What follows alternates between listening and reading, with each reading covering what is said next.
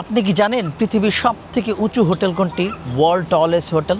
এই যে আমার পিছনে যে বিল্ডিংটা দেখতেছেন, এটা হলো পৃথিবীর সবথেকে উঁচু হোটেল। দুবাই মেরিনাতে অবস্থিত। এটার নাম হলো দ্য সিএল টাওয়ার। যে হোটেলের ভিতরে 1044টি বিলাসবহুল রুম রয়েছে, যেটা 377 মিটার উঁচু, 82 তালা। 76 তালার উপরে পৃথিবীর সবথেকে বড় ইনফিনিটি পুল রয়েছে, যেই হোটেল দুবাইয়ের সবথেকে উঁচু হোটেলের মধ্যে একটি। এই হোটেল আগে পৃথিবীর সবথেকে উঁচু হোটেল যেটি ছিল সেটা হলো জেম্বুরা শেখ জায়েদ রোড।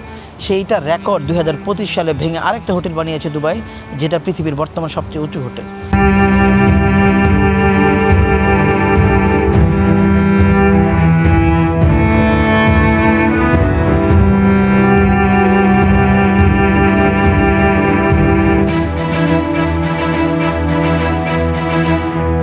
দুবাইকে বলা হয় স্বপ্নের শহর, দুবাইকে বলা হয় ওয়ার্ল্ড রেকর্ডের শহর। পৃথিবীর সবথেকে বেশি Guinness book of the world record নিয়ে দুবাই শহর 1 নম্বরে আছে। কতগুলো রেকর্ড দুবাই শহরের কাছে আছে জানেন? প্রায় 425টিরও বেশি Guinness book of the world record নিয়ে 1 নম্বর শহরে আছে। দ্বিতীয় যে শহরটি সেটা হলো আবুধাবি, মাত্র 170টি। দ্বিতীয় নম্বরে যে আছে দুবাইয়ের ধারে কাছেও নেই। তৃতীয় নম্বর কথা চিন্তা করেন, দুবাই সে নিজের রেকর্ড নিজে ভাঙে, তার রেকর্ড কেউ ভাঙার মতো নাই বর্তমান পৃথিবীতে। দুবাই যা করে দেখিয়েছে পৃথিবীর অন্য কোনো শহর, অন্য কোনো দেশ সেটা চিন্তাও করতে পারে না। দুবাইয়ের রেকর্ড কারো ভাঙার ক্ষমতা নাই, দুবাই নিজের রেকর্ড নিজে ভাঙে। আপনারা হয়তো অনেকে ভাবেন পৃথিবীর সবথেকে উঁচু হোটেল হলো বুর্জ খলিফা। না, পৃথিবীর সবথেকে উঁচু হোটেল ওটা এইটি। দুবাই সামনে ফিউচারে আরও এমন কিছু রেকর্ড তৈরি করবে যেসব রেকর্ড পৃথিবীর মানুষ চিন্তাও করতে পারবে না এই রেকর্ড ভাঙার জন্য। দুবাইতে কত কী আছে সেটা জানলে আপনি অবাক হয়ে যাবেন। এই হোটেলে এক রাত থাকতে গেলে প্রায় 30 থেকে 40 লাখ টাকারও রয়্যাল সিটির রুম রয়েছে। নর্মাল প্রাইস 1 লাখ টাকা। এই হোটেলের ইউনিক ডিজাইন আপনার মন কাড়তে বাধ্য। এর ভিতরে বিলাসিতা এবং সৌন্দর্য, এর ভিতরের ডিজাইন আপনি দেখলে এই চিন্তা করতে বাধ্য থাকবেন যে এইটা মানুষ কিভাবে বানালো। এই হোটেলের আরও অনেক গুণ আছে, আর অনেক কিছু বলার আছে। সব কিছু ইনশাল্লাহ জানবেন যেদিন এই হোটেলের ভিতরে আমি থাকবো। আজকে আমার কাছে টাকা নাই, পয়সা নাই যে আমি এই হোটেলের ভিতরে থাকবো, কিন্তু একদিন হবে ইনশাল্লাহ। ভিতরে ঢুকবো, ঢুকে আপনাদেরকে সব কিছু দেখাবো। আমি এখন আছি দুবাই মেরিনা ওয়াকের ভিতরে। এটা হলো দুবাই মেরিনার ওয়াকের ওই দিকে হলো লাস্ট, ওইদিকে যাবো, ওইদিকে আপনাদেরকে একটু ঘুরে দেখাবো, তারপর ব্লগ ইনশাল্লাহ ফিনিশ করে দেবো। এটা হলো হোটেলের আরেকটা সাইড, যেখানে এটা মনে হয় নাইট ক্লাবের সাইড বা কিছু একটা।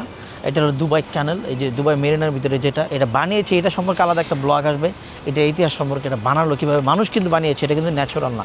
এটা প্রায় কত কিলোমিটার হবে, পুরো দুবাই শহরে 60-70 কিলোমিটারের বেশি হবে। এটা মেরিনার ভিতরে আছে, ওইদিকে বিজনেস বাইয়ের ভিতরে আছে, আর অনেক কিছু অনেক জায়গায় আছে। সব কিছু নিয়ে ব্লগ বানাতে গেলে অনেকগুলো ব্লগ বানাতে হবে, আর আমি নর্মালি 4-5 মিনিটের ব্লগ বানাই, এর থেকে বেশি বানাই না। সেই ক্ষেত্রে কী হয়, মানে অনেক কিছু চাইলেই করা যায় না, ঠিক আছে। এই হোটেলটা 2018 সালে বানানো শুরু করা হয়েছে, 2025 সালে এটা উদ্বোধন করা হয়েছে। এই হোটেল পৃথিবীর সবথেকে সুন্দর আর্কিটেকচার হোটেলের পুরস্কার পেয়েছে। এই হোটেলে প্রায় 12,000 কিউবিক টন পাথর ইউজ করা হয়েছে, 1,200 টন স্টিল ইউজ করা হয়েছে। এই হোটেল বানিয়েছে ফার্স্ট গ্রুপ কোম্পানি, যেটা one of the best company for the construction building. এই হোটেল সম্পর্কে বলতে গেলে অনেক কিছু বলা সম্ভব, যেহেতু আজকে আর ভিতরেও ঢুকবো না, বাহির থেকে আপনাদেরকে দেখাচ্ছি, সেজন্য কিছু ইনফরমেশান দিয়ে রাখবো। বাকি যেদিন এর ভিতরে ঢুকবো সেই দিন বাকি ইনফরমেশান দিব। মেরিনার ভিতরে যদি কেউ আসতে চান যে কোনো জায়গা থেকে, এখানে আসার জন্য আপনি মেট্রো ইউজ করতে পারবেন, দুবাই মেট্রো, যেটা আরেকটা record. Dubai Guinness book of the world রেকর্ডের ভিতরে লংগেস্ট মেট্রো স্টেশনের মধ্যে দুবাই মেরিনা এটা একটি। আর অনেক রেকর্ড আছে, 425টি Guinness book of the world. বুঝেন, সবগুলো নিয়ে ব্লগ বানাতে গেলে আমার কতদিন লাগবে? আমার তো 1 বছর 2 বছর লেগে যেতে হবে যদি প্রতিদিন একটা করে ব্লগ ছাড়ি। ইম্পসিবল যে ওয়ার্ডটা দুবাইয়ের ডিকশনারিতে নাই। পৃথিবীর সব দেশে ইম্পসিবল শব্দটা আছে, কিন্তু দুবাইতে নাই। দুবাই ইম্পসিবলকে সম্ভব করার জন্য তৈরি হয়েছে, পয়দা হয়েছে। এই হোটেল বানাতে প্রায় 5,000 থেকে 6,000 কোটি টাকা খরচ হয়েছে। এই হোটেলের সবচেয়ে বড় যে ইঞ্জিনিয়ারিং চ্যালেঞ্জটা ছিল সেটা হলো বাঁকা। এই হোটেলটা সোজা না, বাঁকা, এই জন্য ইঞ্জিনিয়ারিংদের সবচেয়ে বড় এটা চ্যালেঞ্জ ছিল। কী করতে পারবেন এখানে সাইনবোর্ডে লেখা আছে, দেখেন আপনি এখানে কী করতে পারবেন। টোটাল 15 কিলোমিটার সাইকেলিং করতে পারবেন, এবং ছোট্ট ট্যাক্সি সেগুলো চলা যাবে ওই পাশ দিয়ে। এই পাশে হলো ছোট্ট ট্যাক্সি এবং সাইকেলিং করার জন্য, আর এই পাশে হলো হাঁটার জন্য এবং বাচ্চাদের যে ট্রলি সেটা নেওয়ার জন্য। কি সুন্দর বসার সিস্টেম রাখছে, কি পরিষ্কার পরিচ্ছন্ন, একটা ফুটা ময়লা আপনি এখানে খুঁজে পাবেন না।